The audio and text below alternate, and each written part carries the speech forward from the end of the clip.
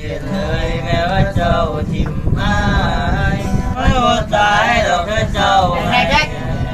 เสียงอะไรจูเอาเว้นเลยเอาไปยังจะเอาอีกมึงแน่บอกว่าบักซีมันจีบสาวมึงอยู่เพื่อนโอ้ยลูกกาจีบไม่ยั้งหรอกกูทั้งโลทั้งทีเองสิกูขี่กูเนี่ย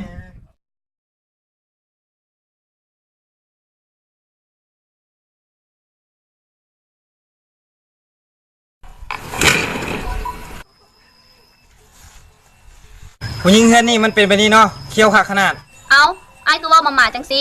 ไปใส่กระไปหายบดีบนไหนไอ้กระเบิ่งสภาพตัวเองตอนนี้แน่เมาเลาะบ้านอยู่ไผเสียบได้เฮ็ดตัวบ่มีอนาคตย้อนบักผู้บ่าวปากเซ่นี่แม่นบ่กูสิฆ่ามึงคันไอ้สิขาเขาไอ้มาขาคนนี้ออกไป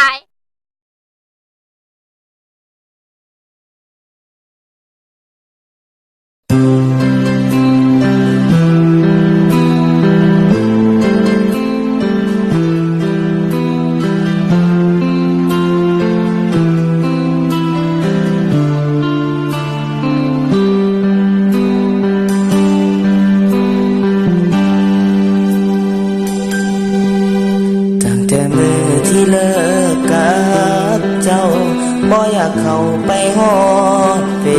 ซบุ๊กเปิดพ่อหูเจ้ายามใดมันจูก็ย้อนว่าอายยังฮักหลายเจ้าใจลายทิมอายน้ำตาคลอเหตุซ้ำนี้บ่คนเคยเนาะฮักกันห่างอายบ่โดนพ่อเขาคนนั้นเจ้าเป็นความสำคัญเคียอายจนพ้นใจสเตตัสของคนถือทิมน้องอ่านแล้วยิ้มแต่อายนั่งให้เจ็บแท้น้องหัวใจผู้หายพ่ายหาสเตตัสของน้องสมหวังไอ้น้ำตาพังเห็นน้องหักเขาคือสิลืมและนอหาเขาที่เจ้าบ่อยากจำจึงกลัวสิไปหาเงินอยู่เวียงจันทร์เสียบอยู่บ้านเฮาบ่มีงานเฮ็ดบ่เสี่ยวแต่มึงระวังไว้ที่กูพักไว้อยู่บ้านจะนอนมาสิขับไปเด้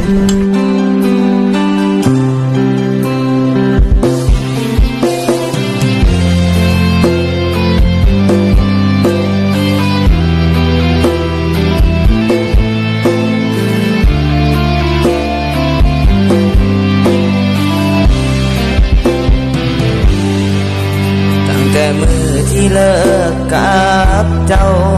ไอ้นอนเศร้านอนเหงาบ่อยากลุกดีใจน้ำเด้อที่น้องมีความสุขไอ้นอนกอดทุกเบิดทางไปน้ำตาไหลผ่านแก้มเปื้อนหน้าจอไอ้ปวดหน้าวอให้เจ้าฮักกันหลายก่อนปิดเฟซขอโพสสเตตัสสุดท้ายฝากกดไลค์ให้อาย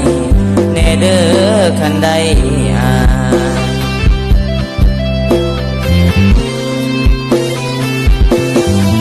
สเตตัสของคนถือทิมน้องอ่านแล้วยิ้มแต่อายนั่งให้เจ็บแท้น้องหัวใจผู้หายพ่ายหาสเตตัสของน้องสมหวังไอ้น้ำตาพังเห็นน้องหักเขาคือสิลืมละนอหาเขาที่เจ้าบ่อยากจำสเตตัสของคนถือทิมน้องอ่านแล้วยิ้มแต่อายนั่งให้เจ็บแท้น้องหัวใจผู้หายพ่ายหาสเตตัสของน้องสมหวังไอ้น้ำตาพังเห็นน้องหักเขาคือสิลืมละนอหักเขาที่เจ้าบ่อยากจำคือสิลืมละนอหักทำใจเสี่ยวโยกมึงแล้วก่อนมึงสิไปเวียงจันทร์แต่มึงระวังไว้ทิมคมหักไว้อยู่บ้านจะนอนมาสิขับไปเด้ฟังกู